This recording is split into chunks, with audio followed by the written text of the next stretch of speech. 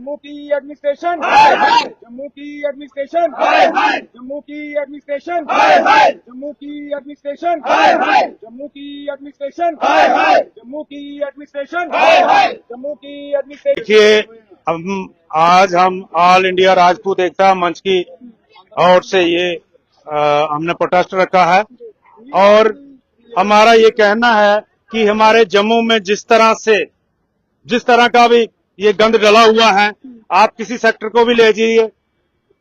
हमारा जो महाराजा ने स्कूल नागमणि में बनाया था, उन जो अनाथ बच्चे थे उनके लिए वो स्कूल का गठन हुआ था, लेकिन आज उस स्कूल में ऐसे बच्चों को एंट्री नहीं होती है। स्कूल में उनके पेरेंट्स, अगर उनकी मदर गई है एक बच्चे की, तो जिस तरह हमने देखा है वो किस तरह बिलक बिलक के रो रही थी, उसको धक्के मारे गए और उस पे कोई भी कार्रवाई जो है पुलिस की तरफ से नहीं हुई है।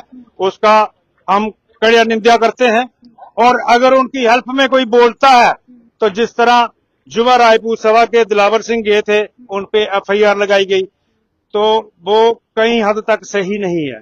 अगर वो रेडियो हटाते हैं तो तब भी एफआईआर लगती है, तो प्रशासन कहता है कि आपका काम नहीं है, तो फिर प्रशासन अपना काम करे ना।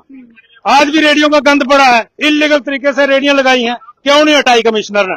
उस एक दिन तो आके उसने बड़ा बोला हाँ जी हटाओ, इलीगल हटाओ रेडियो, लेकिन रेडियो तो आज भी लगी हैं। क्या ड्यूटी सिर्फ एक दिन ही करनी है लोगों को दिखाने के लिए? क्या लोगों को अंधा बहरा समझा है आप लोगों ने?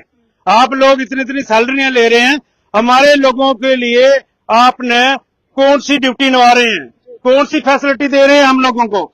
हर सड़क में, हर चौराहे में गंद पड़ा हुआ है, रेडियो का जाम लगा हुआ है। हम मतलब एक सेक्टर नहीं, जितने भी हमारे गवर्नमेंट सेक्टर हैं, तो सब जगह अगर हम देखें तो हर जगह गंद पड़ा है। तो हमें इस एडमिनिस्ट्रेशन को क्या करना है? ये तो एडमिनिस्ट्रेशन हम पे बोझ है। 3-3 लाख रुपए जो सैलरियां जा रही हैं वो हमारी जनता का पैसा, हमारा पैसा है। क्या वो काम नहीं कर रहे? क्या काम में तो गंद पड़ा हुआ है, आप देख लीजिए। इलीगल रेडियां लगी हैं, पूरी जमीनों, गवर्नमेंट जमीनों पे क्रोचमेंटें हुई हैं, पक्के मकान बने हुए हैं, तो क्या कर रहे हैं? यही कुछ करवा रहे हैं। तो इसलिए मैं ये कहना चाहता हूं कि जितनी भी क्रोचमेंट हुई है, ये सारी क्रोचमेंट खाली होनी चाहिए। अगर क्रोचमेंट खाली नहीं है होती आपसे, तो आप रिजाइन दे दीजिए। और दूसरा, जिन लोगों के वक्त टाइम में ये क्रोचमेंटें हुई हैं, उन पे कार्रवाई की जाए, उनको डिसमिस फ्रॉम सर्विस होनी चाहिए। जो रिटायर हो गए हैं उन पे भी कार्रवाई होनी चाहिए। ये मेरी डिमांड है, मेरी मांग है, अन्यथा मुझे जुडिशली कोई कार्रवाई करनी पड़ेगी। और कोई विषय, दो विषय आपने रखे हुए थे, एक नागमणि स्कूल को लेकर और एक एडमिनिस्ट्रेशन को लेकर। तो नागमणि स्कूल को लेकर आप बोल रहे हो कि उन्हें गरीब बच्चों के लिए वो स्कूल बनाया गया था। क्या वहाँ पर गरीब बच्चे नहीं पढ़ रहे हैं या उनको एडमिशन नहीं मिल रही है? पूरी बात क्या है उसके बारे में बताइए। मैं बता रहा हूँ, आपके माध्यम से बताता हूँ मैं कि जो नागमणि स्कूल है, जो नागमणि स्कूल है, इसी तरह वो प्रेस के सामने वो बताए कि कितने गरीब बच्चे वो पढ़ा रहे हैं, कितने की जो बिना फीस पढ़ा रहे हैं, कितने हैं। कार्रवाई नहीं की गई, कोई कार्रवाई नहीं की गई है।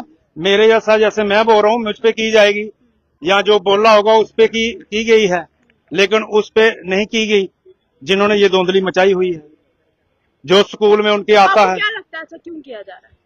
क्या फायदा है उनको भी? हाँ, उनको फायदा है कि उनको जो पैसा आ रहा है, उन पैसों से बहुत लोगों के घर चल रहे हैं।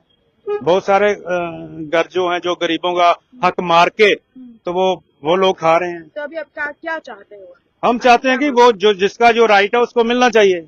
जिस पर्पस के लिए वो स्कूल बना है उसी आधार पे स्कूल चलना चाहिए। हम तो यही चाहते हैं।